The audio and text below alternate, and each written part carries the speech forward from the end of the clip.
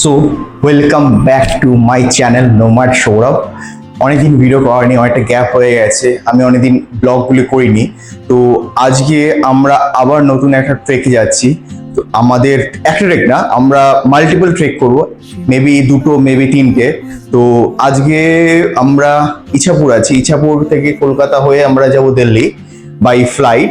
আর আমাদের আজকে রাত 10টার সময় আমাদের ফ্লাইট আছে। আর তার আগে তোমাদের বলে রাখি, এইবারে প্রথম আমরা ট্রেক করব ফ্রম দেরাদুন। তো আমরা যাব গোমুখ টপ ওয়ান ট্রেক। তো ট্রেকটা অবশ্যই খুব ভালো হতে চলেছে, দেখতে থাকো। প্রথম মানে অনেকটা দিন গ্যাপ হয়ে গেল এর মাঝখানে, আর নতুন করে আবার নতুন কিছু নিয়ে তোমাদের সঙ্গে ফিরে আসি। আশা করি এবার তোমাদের কিছুটা বেটার কিছু দিতে পারবো। আশা করি সাউন্ড কোয়ালিটি আগে থেকে ফার বেটার হয়েছে। আগে যেরকম সাউন্ড কোয়ালিটি শুনতে, তার থেকে হয়তো এটা একটু বেটার পাবে। আর এই ভিডিওটা কিছু সিনেম্যাটিক ভিডিও, কিছু শর্ট সিনেম্যাটিক, কিছু জায়গার নানান রকম একটু আলাদা রকম হবে। আশা করি তোমরা সঙ্গে থাকবে। Already done. এই হলো আমার ছোট্ট ব্যাকপ্যাক, যার ওয়েট মেবি ওই 15 কিলো হবে অ্যাপ্রক্স। আর তার সঙ্গে আমার শুজ রেডি আছে। তো আমরা এখন একটু আগে চলে এসেছি আমাদের এয়ারপোর্টে। আমাদের 10:30 এখন বাজে। তো আমরা ওই 9টা নাগাদ চলে এসেছি। আর আমাদের ফ্লাইট 11টার সময় লেট করেছে। সে টাইম ছিল 22টা 50, মানে 10টা 50। সেটা এখন লেট করে নিয়ার আউট 11টা 15 নাগাদ হবে। তো আমরা এখানে বসে চিল করছি, বাইরের প্লেনগুলো দেখছি। আর এখন 10:30 বেজে গেছে। নিচে যাবো, নিচে গিয়ে আমরা আমাদের মানে বোর্ড ইন করে নেবো। দেখা হচ্ছে দিল্লিতে গিয়ে। আমরা চলে আসলাম দিল্লি এয়ারপোর্ট।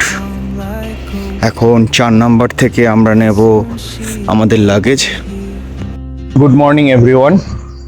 আমরা কাল রাত্রে নিয়ার অ্যাবাউট 2টো নাগাদ পৌঁছি দিল্লি থেকে বাই ইলেকট্রিক বাস করে আমরা পৌঁছে গেছি আমাদের কাশ্মীরি গেট বাস স্ট্যান্ড, বা এখন নতুন নাম হয়েছে রানা প্রতাপ সিং বাস স্ট্যান্ড। তো যাওয়ার সময় একটা নতুন জিনিস লক্ষ্য করলাম, যে আমাদের কাশ্মীরি গেট যাওয়ার সময় যে বাসটা, সেই বাসটায় মেয়েদের পুরো ফ্রি টিকিট। তো তারপরে আমরা ওখান থেকে উত্তরপ্রদেশ পরিবহন থেকে বাস নিয়ে আমরা পৌঁছালাম। এখন শ্যামলি আছি। এই হলো শ্যামলি। আর শ্যামলি থেকে আমরা এখন যাব, শ্যামলি হলো দিল্লি থেকে নিয়ার অ্যাবাউট 80 কিলোমিটার। আর এখন শ্যামলি থেকে দেরাদুন আরো এখনো ধরে রাখো 120, বা টোটাল আমরা 227 কিমি আজকে কভার করব। 100 কিমির মতো কভার হয়েছে, আর এখনো 127 কিমি বাকি আছে। আমরা দেরাদুন পৌঁছাবো 9টা থেকে 9:30 নাগাদ।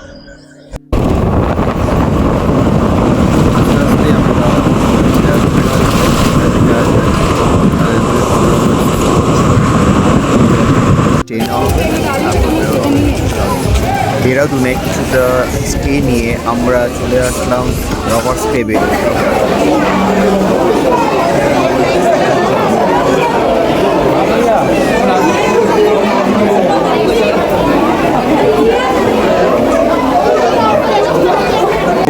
আমরা আজ সকালে 9টার দিকে পৌঁছে গেছি আমাদের দেরাদুন। তো দেরাদুন পৌঁছে আমরা একটা হোটেল নিলাম কম রেটের মধ্যে, 800-র মধ্যে, জাস্ট স্টের জন্য রাত্রেবেলা। তো ওখানে একটু হালকা ঘুমিয়ে ঘুম কমপ্লিট হওয়ার পর আমরা বেরিয়ে পড়েছি দ্য রবার্টস কেভ বা গুচ্ছু পানি। ঠিক আছে। তো রবার্টস কেভ গুচ্ছু পানি ব্যাপারটা হলো, এইটি হলো দেরাদুনের থেকে 8 কিলোমিটার দূরে অবস্থিত। দেরাদুন থেকে 8 কিলোমিটার দূরে অবস্থিত একটি দুটো পাহাড়ের মাঝখান দিয়ে একটা কেভের মতো, তার মাঝখানে জল বয়ে আছে। ঠিক আছে। তো গুড মর্নিং এভরিওয়ান। আমরা কালকে এখানকার উচ্চিপানে রবার্টস কেভ ঘুরে এসে স্টে করেছিলাম। কালকে রাত্রে একটু টায়ার্ড ছিলাম, ভিডিও করিনি। তো কালকে রাত্রে একটু আগে ঘুমিয়ে পড়ে আজকে আর্লি ইন দ্য মর্নিং 5টায় উঠে 6টার মধ্যে আমরা এখন রেডি হয়ে আমরা যাচ্ছি প্রিন্স চক, যেখানে আমাদের গঙ্গোত্রী যাওয়ার জন্য বাস বা ট্রাভেলার দাঁড়িয়ে আছে।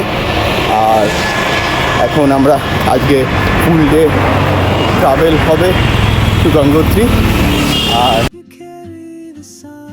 আমরা ট্রাভেলের জার্নি করার পর কিছু দূর এসে এখানে একটা চা খাওয়ার জায়গায় দাঁড়ালাম আমাদের ব্রেকফাস্ট করার জন্য। আমরা এখান থেকে ব্রেকফাস্ট করবো। আর পিছনে এত সুন্দর সৌন্দর্য তোমরা দেখতে পাচ্ছ, পিছনে সুন্দর একটা রাস্তা আর কত সুন্দর পাহাড়ের মাঝখান দিয়ে সবুজ ঘেরা।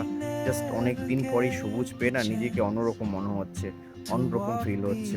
তো এখানে কিছুটা সময় স্পেন্ড করে আমরা বেরিয়ে গঙ্গোত্রীর উদ্দেশ্যে। আমরা এখন গঙ্গোত্রী যাওয়ার পথে সকালে টি ব্রেক করলাম। টি ব্রেক করার পর আমরা আবার এখন ব্রেকফাস্টের জন্য একটা জায়গায় দাঁড়িয়েছি।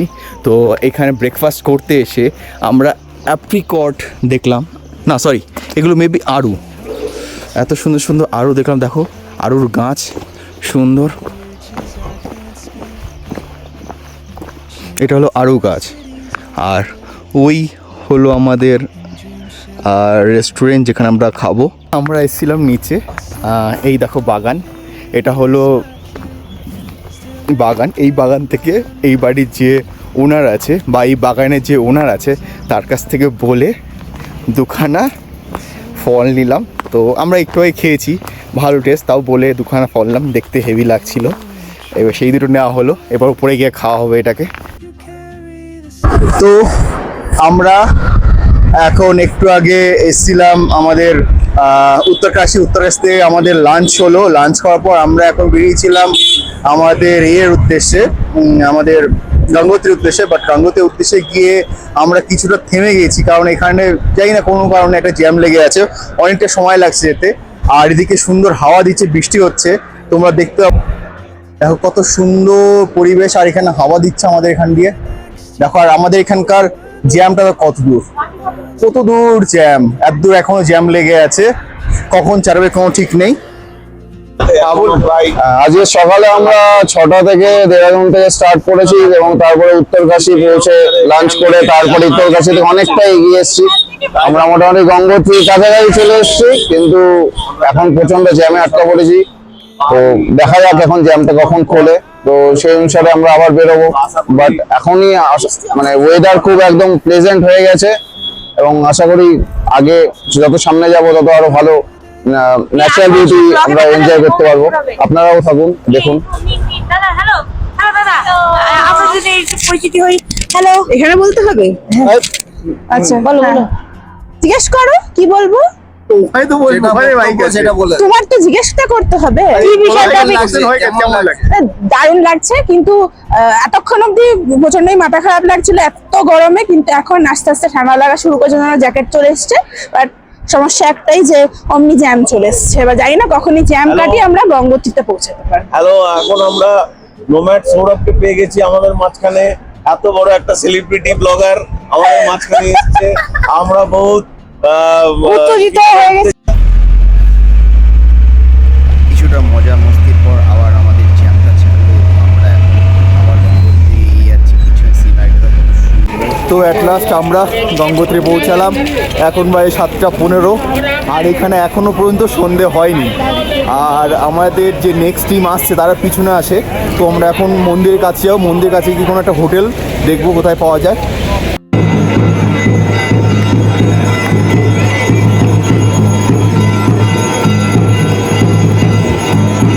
ওইটা ওইটা ওইটা